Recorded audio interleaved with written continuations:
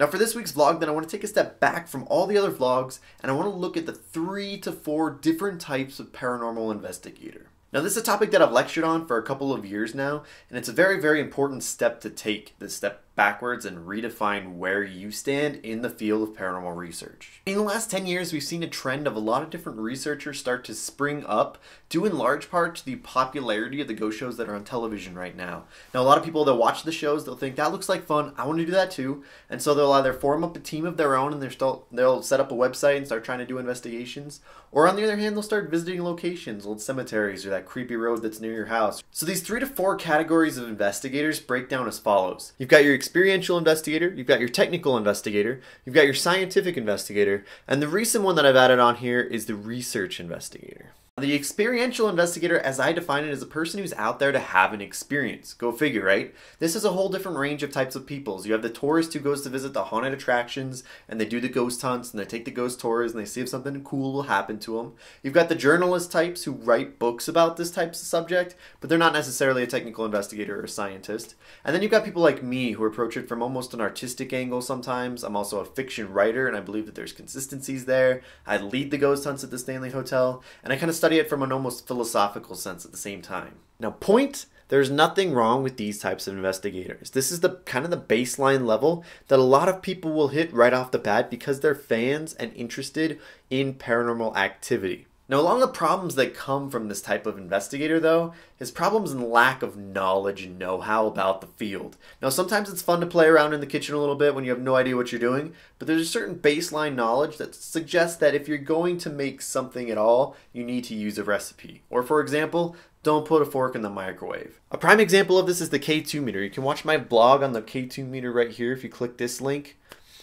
Another example of this is dust. I've seen so many photos from people on investigations of dust that they believe is proof positive of the paranormal. My point? If you want to experience a ghost, take the time first to understand what's actually a ghost so that you don't cheapen your experience when you do finally have it. Now, the second category of investigator dovetails from the first a little bit, and that's the technical investigator. The technical investigator is usually the person who's with a team, they do a lot of residential cases, and they're trying to actually debunk hauntings most of the time if they're using the TAPS methodology.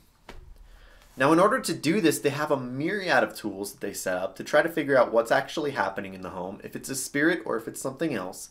And in order to do this most fully, they have to have a strong technical and semi-scientific knowledge about these devices and the environment that's happening around them.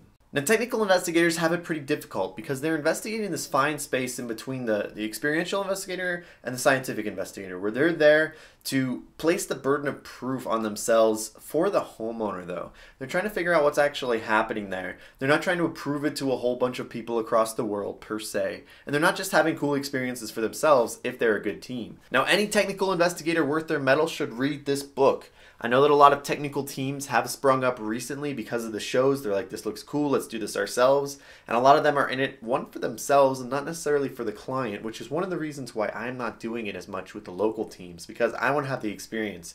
And I'm not necessarily as into it as much just to debunk. However, on the other hand too, read this book because a lot of the technical tools that investigators use these days, the K2 meter, the EMF detector, cameras even, there's a lot of information about that as it applies to paranormal research that people don't know. So this is a fantastic book to check out, written by David Roundtree, called Paranormal Technology. Go buy it on Amazon. It will be some of the best money you've ever spent as a paranormal investigator. Some of it's a little bit lofty, some of it I don't even necessarily agree with. However, the scientific facts that are at the foundation of it are super important as an investigator. Now, many of these types of investigators will call themselves scientific investigators. In fact, they're not. Now, in Western science, we have this kind of foundational property of cause and effect, particularly in physics. Now, in order to focus on this cause and effect, they need to study what happens before, during, and after a haunting in a way that's not just like, hey, look, here's a ghost, but in a way of what's actually happening to the environment around this manifestation and why.